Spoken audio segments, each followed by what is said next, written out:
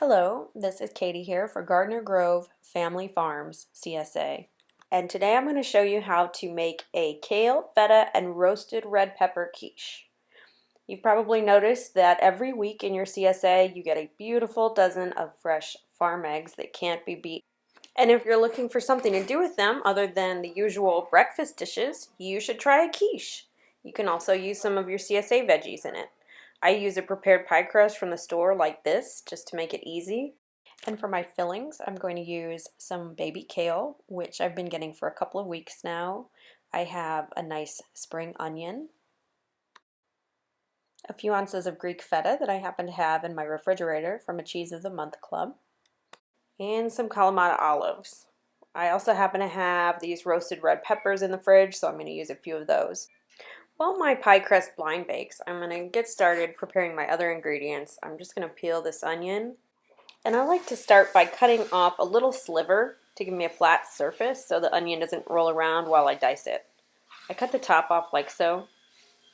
Then I'll go in lengthwise and make a few slices, but I don't cut all the way through to the end. This holds everything together to keep it easy to dice. Oops, I just cut all the way through on that one, but ideally you don't cut all the way through. We can fix it here in a second.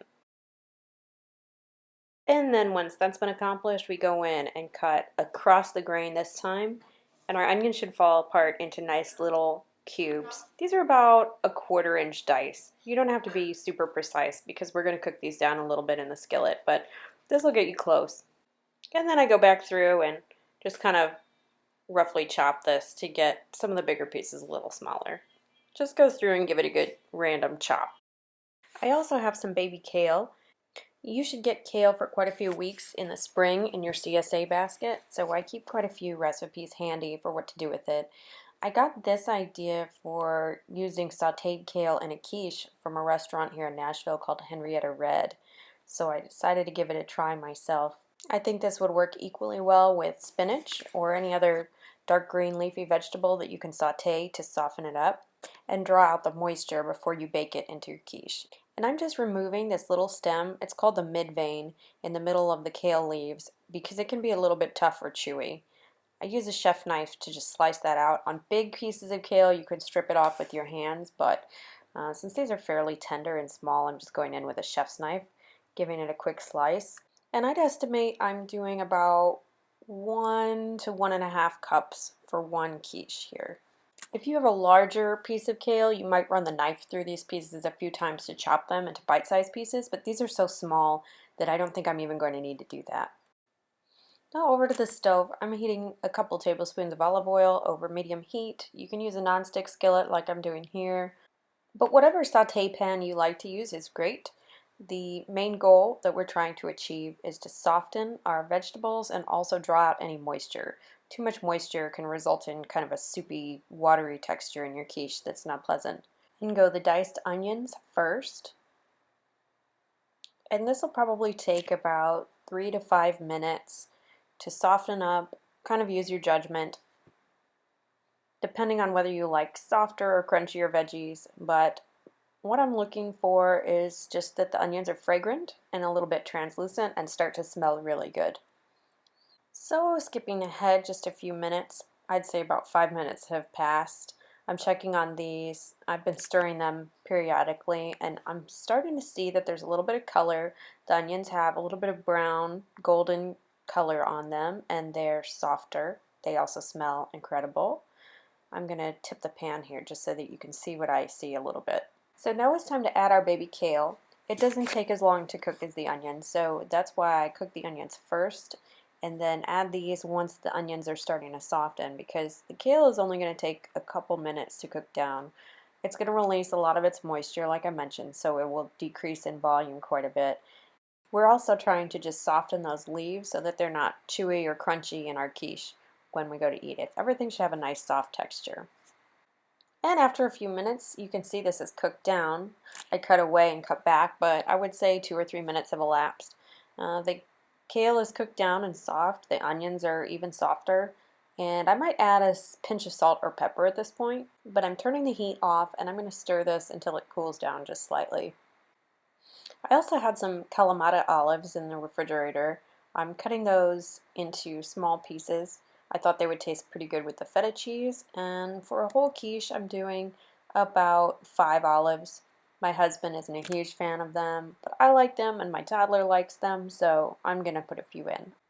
And here's my pie crust that's been blind baked at about 425 Fahrenheit for 5 to 7 minutes.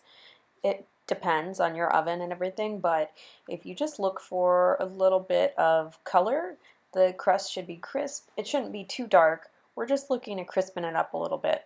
After I take the crust out from the blind bake, I reduce the heat down to 350, our cooking temperature for the quiche.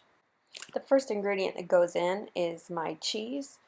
You can use up to about a cup of cheese. It depends on your preference. I'm probably going to use maybe half of this block of cheese, not the whole thing, just enough to put a layer on the bottom of the pie crust. This is about a 5-ounce block of cheese, and so I estimate I'm using about 2.5 to 3 ounces here. And it tastes really good, so I'm glad to be using this. It's always good to taste test your ingredients while you work.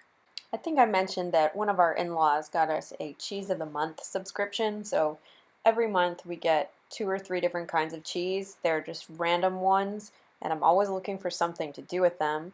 So making a quiche hits 2 birds with 1 stone. I can use some of my eggs from the CSA, I can use some of my cheese from our cheese club, and I always keep pie crusts on hand for this type of thing during the CSA season. It gives you something you can do with your eggs and your veggies, and if you have leftover chicken or something else around, you can always throw that in as well.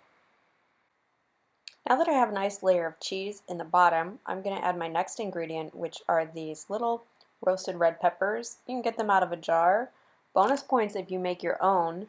Peppers are one of the ingredients that come in the CSA, but they're a little bit later in the season. So if you were ambitious, you could can your own to use later in this type of recipe, but these are just some that I happen to have in my refrigerator already. I'm adding a few of those here. I'm going to save a few to put on the top so that it looks pretty. Then I'm going to add the diced olives on top of the red peppers. And I happened to have some baked chicken breast that I'm going to dice up and put in here, but you don't necessarily need to add a meat. Then finally, I'm layering the sauteed vegetables on top since they're a little bit lighter, and they also have a really nice color, so they will look nice peeking out of the egg custard once the quiche is finished. And now for the custard filling. I follow the master recipe from Sally's Baking Addiction, if you're curious, which calls for 1 cup of milk and 4 eggs. And with these excellent farm eggs from Gardner Grove Family Farms, they are really the star of the show. If you've added salt to your other mix-ins, or if you're adding ham or bacon, which are a little bit salty on their own, you don't need to add any salt and pepper here, but otherwise you might add just a pinch. I whisk these together until they're really evenly blended and there shouldn't be any bits of egg left. It should all be very homogeneous.